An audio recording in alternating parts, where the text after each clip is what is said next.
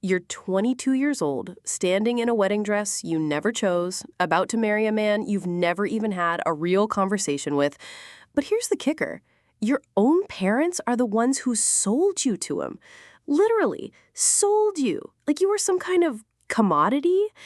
And what they didn't know, what nobody knew, this helpless little bride they thought they were controlling, she was about to flip the entire game on its head.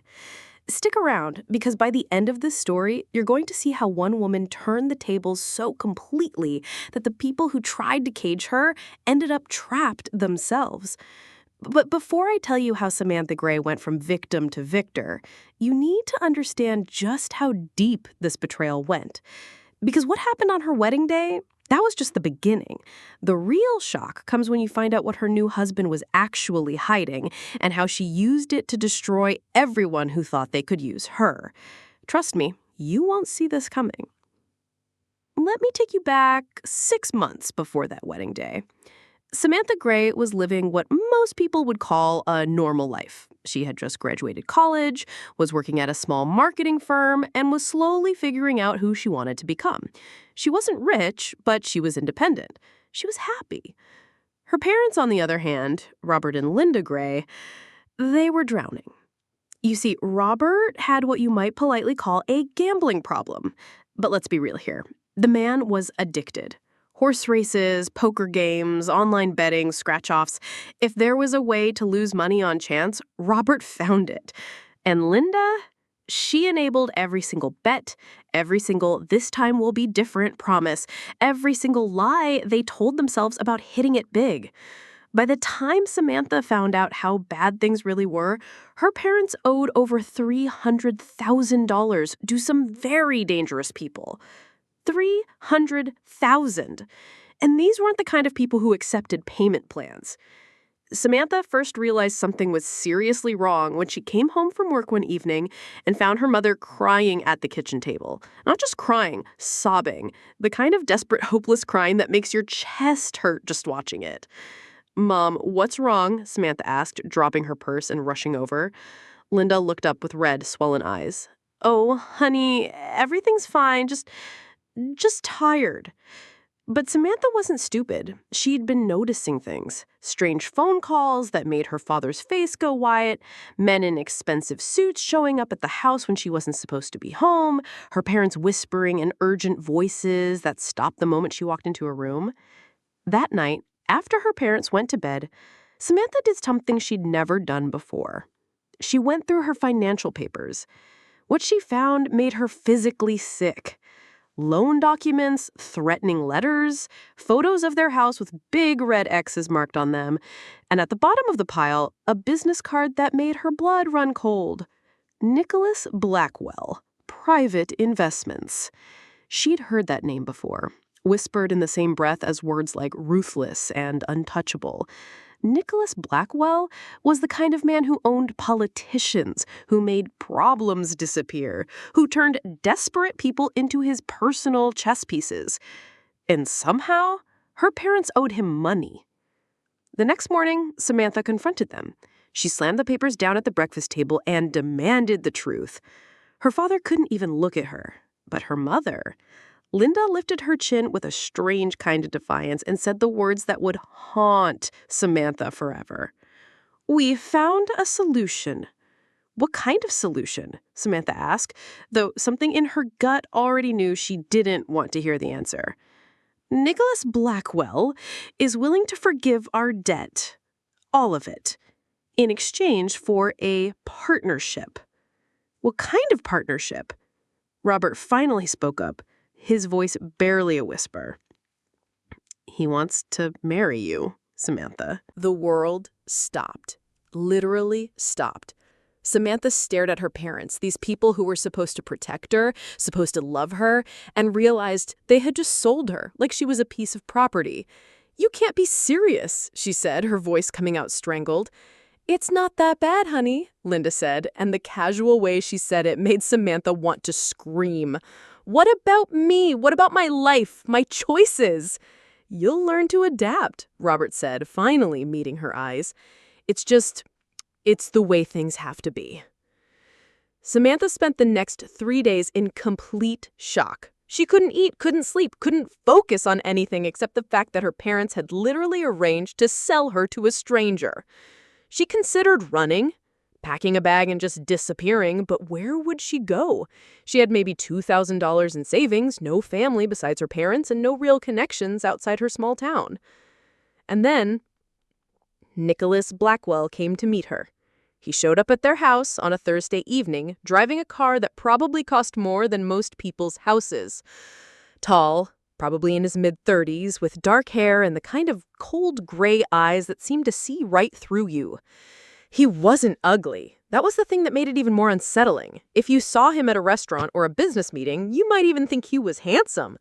But there was something empty about him, like he was wearing a mask of a human being. "Samantha," he said when her father introduced them, extending his hand like they were meeting at a networking event, "I've heard wonderful things about you." She shook his hand because she didn't know what else to do, and his grip was firm, cold, and completely impersonal. They sat in the living room, her parents on one side, Nicholas on the other, and Samantha feeling like she was watching her own life happen to someone else. "I think we should be clear about expectations," Nicholas said, addressing her parents like she wasn't even there. "This will be a marriage in name and legal status only. Samantha will live in my home, attend social functions as needed, and maintain the appearance of a happy wife. In return, your debt is forgiven, and she'll want for nothing materially." "And what do I get out of this?" Samantha asked, surprised by the steadiness of her own voice. Nicholas turned to look at her, and for just a moment something flickered across his face. Surprise, maybe, like he hadn't expected her to speak. "Security," he said simply. "Comfort. Protection." "From what?" "From the consequences of your parents' choices." The threat was clear. Marry him, or face whatever happened to people who couldn't pay back Nicholas Blackwell. The wedding was set for 6 weeks later. 6 weeks to plan a ceremony that felt more like a funeral. Samantha went through the motions in a daze. Her mother picked out the dress, white, traditional, expensive. Her father walked her down the aisle with tears in his eyes that she couldn't tell were from guilt or relief. The ceremony itself was small but elegant. Nicholas had invited business associates and a few family members. Her parents invited their closest friends, who all smiled and congratulated them on their daughter's wonderful match without having any idea what was really happening. Standing at that altar, looking into Nicholas's face as he said vows that meant nothing to either of them, Samantha made herself a promise. She was going to survive this, and more than that, she was going to find a way to make everyone who put her in this situation pay for it. Life as Mrs. Nicholas Blackwell was exactly as cold and empty as she had expected. They lived in a massive house that felt more like a museum than a home. Nicholas left for work before she woke up and came home after she'd gone to bed. When they did interact, it was with the polite distance of strangers sharing an elevator. He kept his word about the material comfort. She had access to his credit cards, a beautiful wardrobe, a luxury car. But she also had something much more valuable that he didn't realize he'd given her: time and access. You see, Nicholas Blackwell had made one crucial mistake. He had assumed that Samantha was young and had been forced into this marriage. She was helpless, naive, someone who would just accept her situation and make the best of it. What he didn't know was that Samantha had graduated summa cum laude with a degree in business and communications. She was smart, observant, and absolutely furious. So while he was at work, making deals and threatening people, Samantha was in his house, learning everything she could about her new husband. It started small. She'd noticed things: phone calls he'd take in his study with the door locked, files he'd bring home and immediately put in his safe, the way certain people's names would make his jaw tighten when she mentioned them in casual conversation. But Samantha was patient. She watched. She listened. She learned his routines, his habits, his weaknesses. And slowly, Piece by piece, she started to figure out exactly who Nicholas Blackwell really was. The man who owned politicians? That was true. But what she discovered was that he didn't just influence them, he blackmailed them. Photos, documents, recordings of conversations that could destroy careers and lives. The man who made problems disappear? Also true. But those problems were often people. Witnesses who might testify against his business partners, journalists who got too close to sensitive stories, people who officially had simply moved away.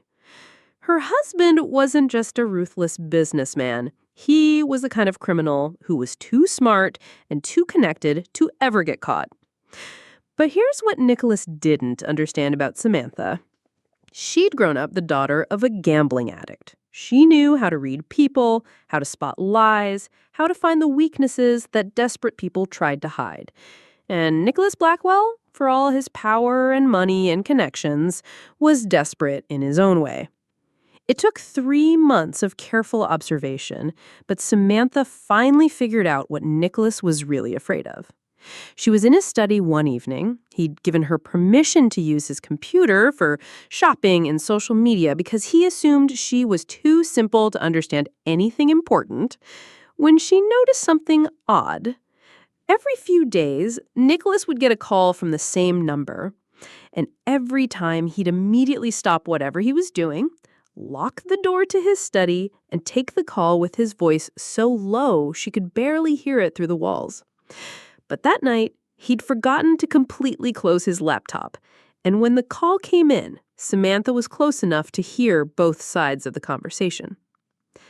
The timeline hasn't changed. 6 months, Nicholas. That's what we agreed on. I understand that, Nicholas replied, and Samantha was shocked to hear something she had never heard in his voice before: fear. But things are complicated right now. Complicated how? I have a wife now. It changes things. The woman laughed, and it was not a nice sound. Your little arranged marriage, that's adorable, Nicholas, but it doesn't change our agreement. You have 4 months to deliver what you promised, or we go public with everything. I don't understand. You understand perfectly. 4 months, Nicholas. Don't make me send someone to remind you. The line went dead. Samantha sat in the darkness of the study, her heart pounding as the pieces started to fall into place. Nicholas Blackwell, the man everyone feared, the untouchable businessman, the person who made problems disappear, was being blackmailed. And whoever was doing it had something so damaging that it could destroy him completely. That night, Samantha lay in her separate bedroom, because of course they didn't share a room, staring at the ceiling and thinking. For months, she'd been planning some vague kind of revenge. Maybe she'd find a way to expose his business dealings. Maybe she'd gather evidence and take it to the authorities. Maybe she'd just disappear one day and leave him to explain to his associates why his wife had vanished. But now she had something much better. She had leverage. Over the next 2 weeks, Samantha became a detective. She started paying attention to when Nicholas seemed most stressed, which calls made him pace the floor, which emails made his face go white. And slowly, carefully, she started piecing together the real story. Nicholas Blackwell had built his empire on blackmail and intimidation. But 5 years ago, he'd made a mistake. He'd tried to blackmail the wrong person, someone with connections even more dangerous than his own. That someone was Victoria Sterling. Now, if you don't know who Victoria Sterling is, imagine every female crime boss you've ever seen in a movie, and then make her twice as smart and 10 times more ruthless. She controlled half of the underground economy on the East Coast, and she had a very simple rule. Nobody threatened her and lived to tell about it. Except Nicholas had threatened her. He tried to blackmail her with photos of her meeting with certain government officials, photos that could have sent her to prison for life. But Victoria Sterling wasn't the kind of woman who went quietly to prison. Instead, she'd turned the tables. She'd gathered her own evidence on Nicholas, evidence of murders, of bribes, of every single illegal thing he'd ever done. And then she'd made him an offer he couldn't refuse. Work for her for 5 years, do exactly what she told him to do, help her eliminate her competition and expand her territory. And in return, she wouldn't destroy his life. The 5 years were almost up, and Nicholas was supposed to deliver one final job, the complete financial destruction of Victoria's biggest rival. But here's the problem. Nicholas had been using his own resources to make the payments work, and between that and his gambling-addicted in-laws, he was running out of money and options. He was trapped, and he was desperate. And Samantha was the wife he'd never bothered to get to know, the woman he'd dismissed as a helpless victim who would just exist quietly in his house until he figured out how to handle his Victoria Sterling problem. What a mistake that was. Samantha waited until she was absolutely sure she understood the situation completely. Then one evening, when Nicholas came home looking particularly haggard, she was waiting for him in his study. "We need to talk," she said. He paused in the doorway, clearly surprised to see her there. "About what?" "About Victoria Sterling." Nicholas went completely still. For a long moment, he just stared at her, and she could practically see his mind racing, trying to figure out how much she knew. "I don't know what you're talking about," he said finally. Samantha smiled. It wasn't a nice smile. "Nicholas, I've been living in your house for 4 months. I've been watching you take panicked phone calls, seen you nearly jump out of your skin every time someone knocks on the door, watched you drinking yourself to sleep every night because you're terrified of what's going to happen when you can't deliver what she wants. You don't understand." "I understand perfectly." Samantha stood up, and for the first time since their wedding day, she saw something like respect flicker across his face. "You tried to blackmail the wrong person, and now she owns you. You have, 3 months left, and you have no idea how you're going to give her what she wants without destroying yourself in the process." Nicholas sank into his chair, suddenly looking much older than his 36 years old. "What do you want?" he asked quietly. "I want to make a deal." "A deal?" Nicholas looked up at her with something that might have been hope. "What kind of deal?" Samantha walked around his desk and leaned against it, looking down at him. "You need Victoria Sterling off your back. I need my freedom. I think we can help each other." "How?" "I have something you don't. I'm invisible.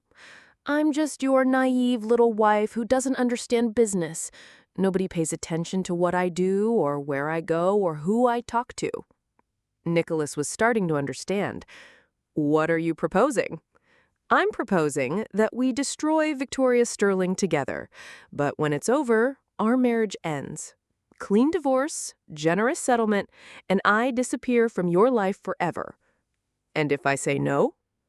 Samantha smiled again, and this time it was genuinely warm, almost friendly. "Then, in 3 months, when Victoria Sterling releases all that evidence she has on you, I'll make sure the press knows that your wife had no idea what kind of man she'd been forced to marry. Poor little Samantha, the innocent victim of an arranged marriage, completely shocked to discover her husband was a criminal." The threat was clear. Either work with her, or she'd throw him to the wolves and make sure she looked like the innocent victim when the dust settled. Nicholas stared at her for a long moment. Then, for the first time she'd known him, he actually smiled. "You're not at all what I expected." "No, I'm not." What happened next was something neither of them had expected. They actually worked well together. Nicholas had the connections, the resources, and the insider knowledge of Victoria Sterling's operation. Samantha had the one thing he lacked, the ability to move freely without suspicion. Over the next 6 weeks, Samantha became someone she'd never imagined she could be. She attended charity galas and business dinners, chatting pleasantly with Victoria Sterling's associates while secretly recording conversations. She played the role of the trophy wife perfectly, beautiful, charming, and apparently too vapid to understand the important conversations happening around her. But she understood everything. Every name, every deal, every weakness in Victoria Sterling's carefully constructed empire. And slowly, piece by piece, they built a case that would destroy Victoria Sterling completely. But here's what Nicholas didn't know. Samantha Gary had her own plan. You see, she'd realized something during those weeks of working together. Nicholas wasn't evil, exactly. He was trapped, just like she was. He'd made one stupid mistake 5 years ago, and it had cost him everything. His freedom, his choices, his ability to be anything other than Victoria Sterling's puppet. But he was still the man who had bought her like property. He was still the person who had taken away her choice, her freedom, her life. And Samantha Gary didn't forgive that easily. The plan was supposed to be simple. They'd gathered enough evidence to destroy Victoria Sterling's organization completely. All they had to do was deliver it to the FBI, watch your empire collapse, and walk away free. But the night before they were supposed to make the handoff, Samantha made a different choice. She called Victoria Sterling. "Miss Sterling," she said when the woman answered, "this is Samantha Blackwell. I think we should meet." There was a long pause. "Mrs. Blackwell, how unexpected. What can I do for you?" "I have something you need to see. Something about your arrangement with my husband." They met at a neutral location, a 24-hour diner on the outskirts of town. Victoria Sterling was exactly what Samantha had expected. Elegant, dangerous, and absolutely terrifying in the way that only truly powerful people can be. "You are not at all what I expected," Victoria said, sliding into the booth across from Samantha. "So I've been told. I have something to see, something about your arrangement with my husband." She placed a flash drive on the table between them. "Everything's on there. Every piece of evidence Nicholas has been gathering against you, every plan to destroy your organization, every conversation we've had about bringing you down." Victoria Sterling picked up the flash drive, examining it. "Why?" Because Nicholas Blackwell destroyed my life. He bought me from my parents like I was cattle, forced me into a marriage I never wanted, and treated me like I was too stupid to understand what was happening around me. Samantha leaned forward. "I want him to pay for that." "And what do you want in return?" "I want my freedom. Real freedom. Not just a divorce. I want to disappear completely. New identity, enough money to start over, and the guarantee that neither you nor Nicholas will ever be able to find me." Victoria smiled. It was like watching a shark decide whether to eat you or swim away. "You realize that if I take this information, your husband is going to die, don't you?" Samantha met her gaze steadily. "Yes." "And you're okay with that?" "He made his choices. I'm making mine." But here's what neither Victoria Sterling nor Nicholas Blackwell knew. Samantha had been planning this moment from the very beginning. You see, that flash drive she'd given Victoria, it didn't just contain evidence against Nicholas, it contained evidence against Victoria, too. Everything Samantha had gathered during her weeks of playing the perfect trophy wife. Every illegal deal, every murder, every corrupt official in Victoria's pocket. And 30 minutes after their meeting, Samantha placed a call to the FBI. "Agent Morrison," she said when the call connected, "this is the informant you've been waiting to hear from. I have everything you need to bring down both Nicholas Blackwell and Victoria Sterling." You see, Samantha had realized something during those months of investigation. The only way to truly be free was to destroy both of the people who had tried to control her life. Nicholas had bought her, Victoria had threatened her. Both of them had treated her like she was disposable, so she made them both disposable instead. The FBI raids happened simultaneously. While Victoria Sterling was sitting in her penthouse apartment planning how to eliminate Nicholas, federal agents were kicking down her door. And while Nicholas was at home, probably wondering why his wife hadn't come back from her shopping trip, agents were surrounding his house, too. Both of them were arrested within minutes of each other. both of them charged with enough crimes to put them away for life. Both of them completely blindsided by the woman they'd underestimated. Samantha, meanwhile, was already gone.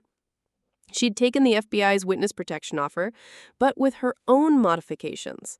New name, new life, new identity, in a place where nobody would ever think to look for the scared little girl who'd once been sold to pay her parents' gambling debts. The trials were huge news. Nicholas Blackwell and Victoria Sterling, two of the most feared names in organized crime, brought down by their own arrogance and a woman they'd dismissed as harmless. The media called it the crime story of the decade.